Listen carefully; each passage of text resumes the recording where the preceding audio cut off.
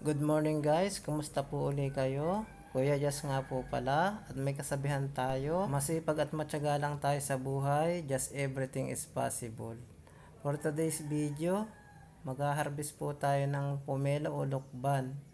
Ito po yung tanim namin ni Mrs. sa may gilid ng bahay.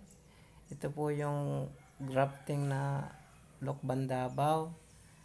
Isang beses pa lang po siyang namulaklak.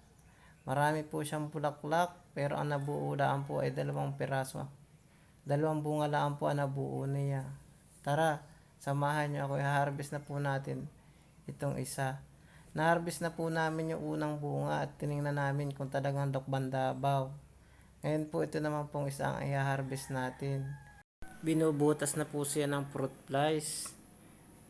Kaya po, uunahan na po nating anihin. Yan guys.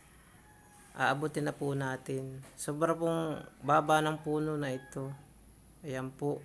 Natanggal na po siya sa pagkakakapit doon sa tangkay niya. Ibig sabihin po ay hinog na siya.